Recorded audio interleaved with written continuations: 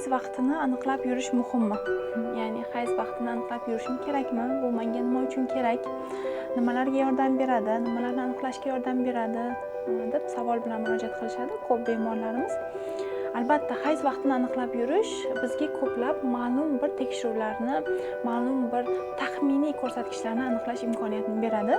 Bu ovulyatsiya jarayonining qachon bo'lishligi yoki har oy hayz vaqti normada bo'lishligi bu juftligimizning reproduktiv salomatligi normada ekanligini va hayz vaqtini har 28 kunda yoki 30 kundaki 28-30 kunda kelishi bu juftligimizda ovulyatsiya jarayoni bo'layotganligini ma'lum darajada taxmin qilishimizga imkon yaratadi.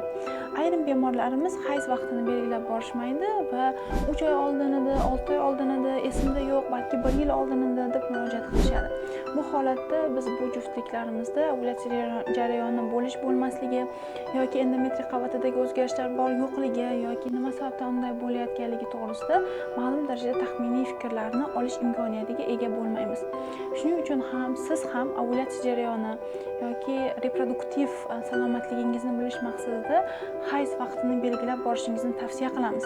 Chunki hayz vaqti normadan oshib ketgan vaqtlarda ayrim holatlarda biz shubha qilamizki, ovulyatsiya jarayonining bo'lmasligiga. Chunki qachonki ovulyatsiya jarayoni bo'lsagina bachadon ichki shilliq qavat, ya'ni endometriy qavat o'sadi va endometriy qavatning ko'chishi hayz deyiladi. Agarda hayzingiz surilib ketsa, 2 oy, 3 oy, 4 oy, 6 oyga suriladigan bo'lsa, bu holatlarda sizda balki taxmin qilinadi ovulyatsiya jarayonining bo'lmasligiga. Yoki ayrim holatlarda operatsiyadan so'ng yoki bachadon ichki shilliq qavati operativ aralashuvlaridan so'ng yoki bir necha marotaba abort natijasida bachadon ichki shilliq qavatda chandiqli jarayonlarning bo'lishligi. Bu holatlarda ham ovulyatsiya jarayoni bo'lsa ham hayz jarayoni kuzatilmaydi. Bu kabi bemorlarimizda ham albatta biz hayzlarni qachon kelganligini, davomiyligi qancha vaqt etganligini va miqdori qancha bo'lganligi bizga juda ham muhim.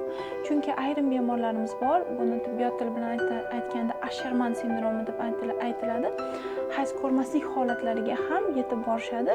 Bu holatlar albatta Asherman sindromi biroz qiyinroq diagnoz hisoblanib, bir necha etapli gisteroskopiya amaliyotini, ya'ni operatsiyasini o'tkazishlari mumkin bo'ladi.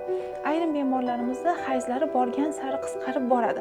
Ya'ni qisqa hayz sikli bu ovulyatsiya bo'lmasligi bilan birgalikda ayrim bemorlarimizda follikullar rezervini kamayib borishini taxminiy belgisi sifatida ham ayta olamiz. Chunki ayrim bemorlarimiz aytishadiki, 18 kunda, 20 kunda hayz keladi. Demak, bu juftligimizda follikullar rezerv kamayishi hisobiga muddatdan oldin ovulyatsiya jarayonlari kuzatilayotgan bo'lishi mumkin.